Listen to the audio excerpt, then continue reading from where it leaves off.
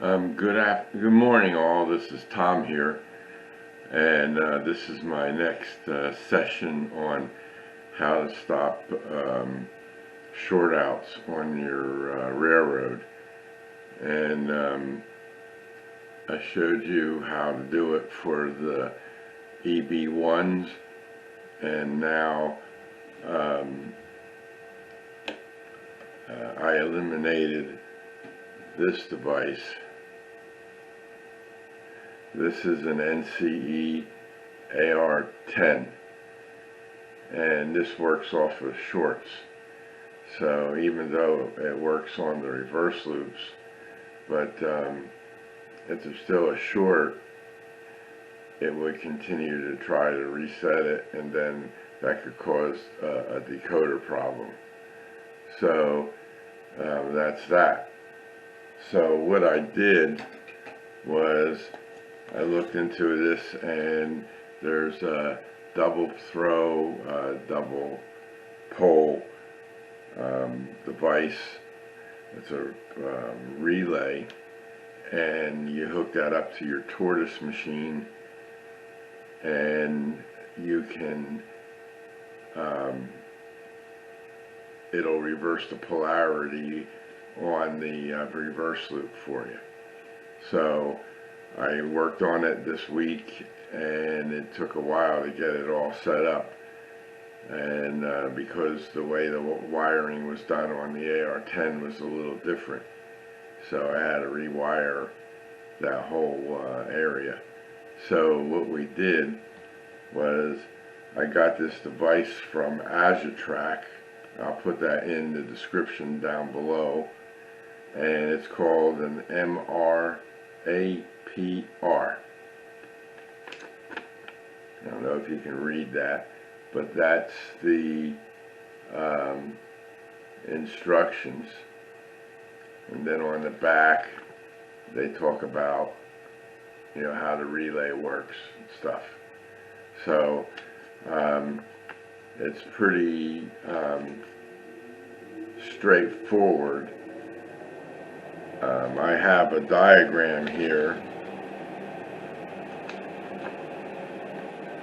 of the tortoise machine, and then how you connect up the AZATRAX relay. And I'll show you on the layout how it's all connected. But the problem I had was it kept shorting out, even though I had this wired up correctly. But after figuring this out, it was on the reverse loop. I had two feeders. One was going through my BD20 for the block detection, and then the other one connected right to the AR10.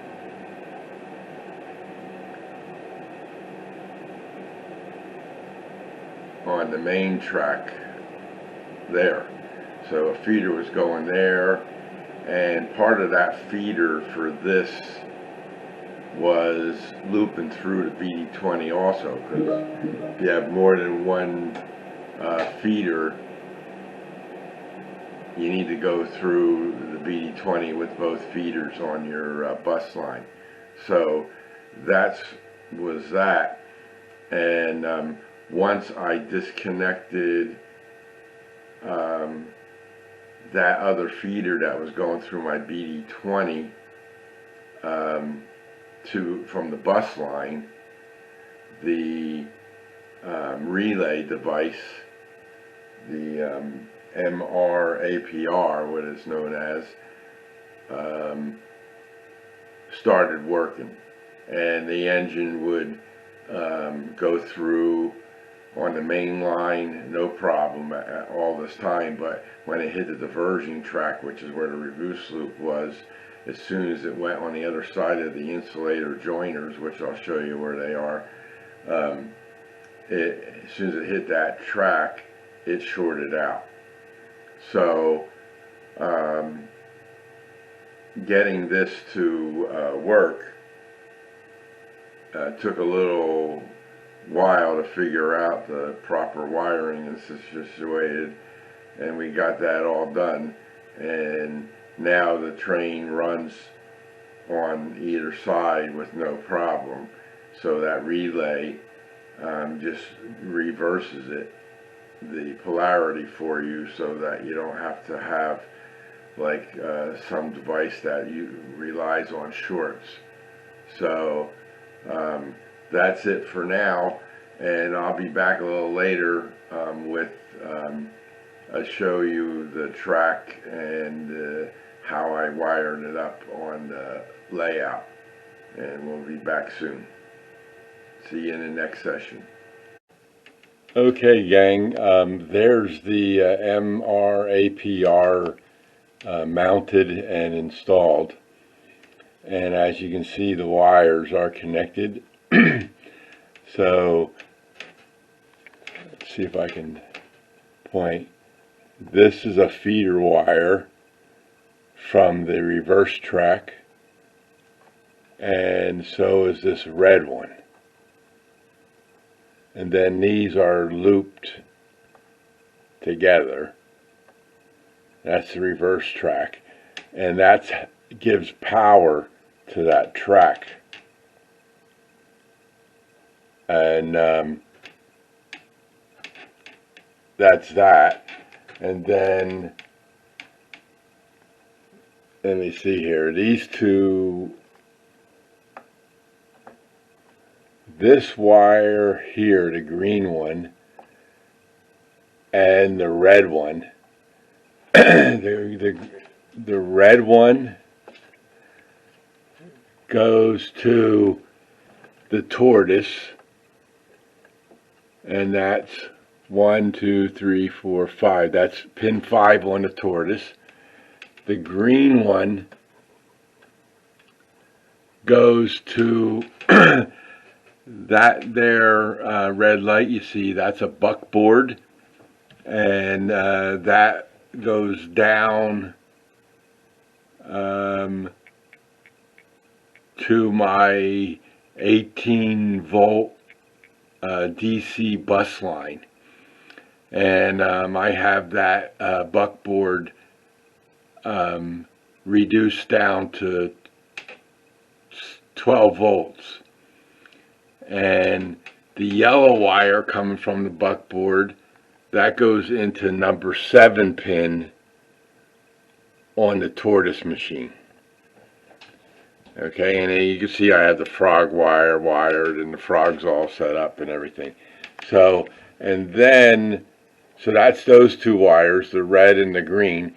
The yellow and this green go to the main line DC bus line, and that's where it gets its power from the main line. So that's that configuration. And if we go over here, that black and red wire from the the reverse loop track, that's looped into that BD20 right there. So that still gives me my block detection, and even though it's going through that relay. Now, if I change, let's go up to the top here.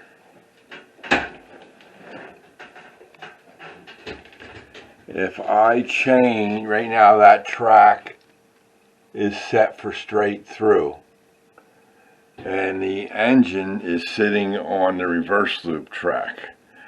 So if we change, select accessory 131 and make it reversed, you heard it, and you can see now it's set for diverging. And if we go under the layout and look at the relay, we should have a yellow light on the relay, and we do. So that means that the turnout is changed to the diverging side, and it's reversing the polarity on the reverse loop track right now. So if we take the engine and we're going forward, let me get up there and see if we can get a good shot of this. Here he comes.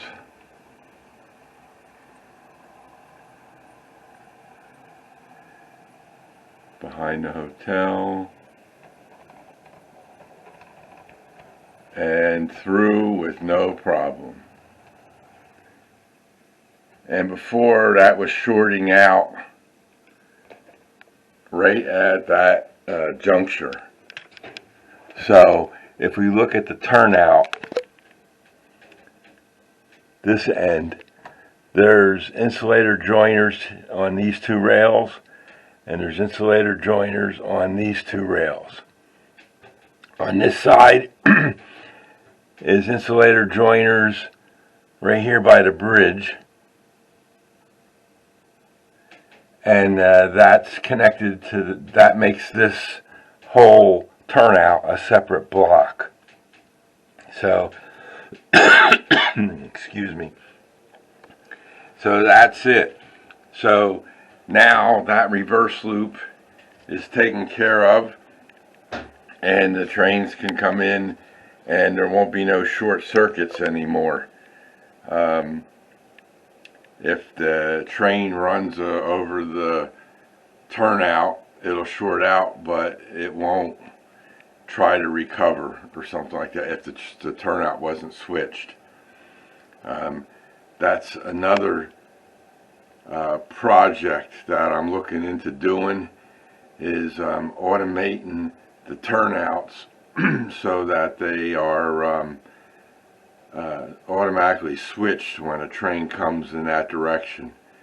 So especially on my helix and turnouts like this that are critical to the running of the trains. The other ones, are all done by the push buttons. This one works off of the push button also, but I'm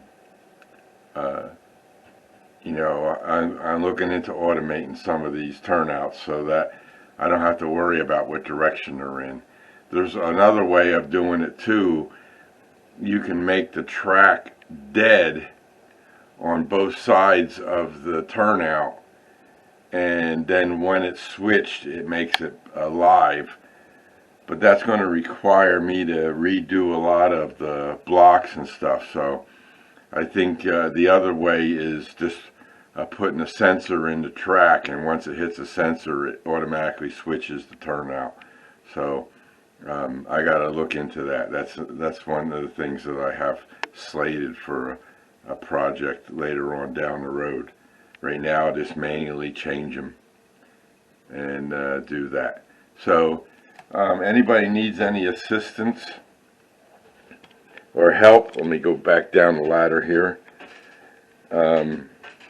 Setting this up on a reverse loop, let me know. I'll be glad to help you out. And the reason, one more thing I wanted to let you know, the reason that I had to put this on a 12 volt power, the output number 6 on that tortoise machine is a little flaky for some reason. I don't know why. It's a brand new tortoise machine, but we couldn't get that to work, because you can connect it directly to the tortoise also. I have a diagram for that, but I just hooked it up to the 12 volt and gave it power that way. That way the coil inside of the relay would switch and stuff. So that's it for now. And everybody have a great day with us of it, and we'll see you all in the next video. This is Tom, and now we have good circuitry, so it won't affect our decoders now. So like I said, anybody needs any assistance, don't hesitate to contact me and let me know. And again, I'll put that part number for that down in the description, and we'll go from there. This is Tom, and we'll see you in the next video.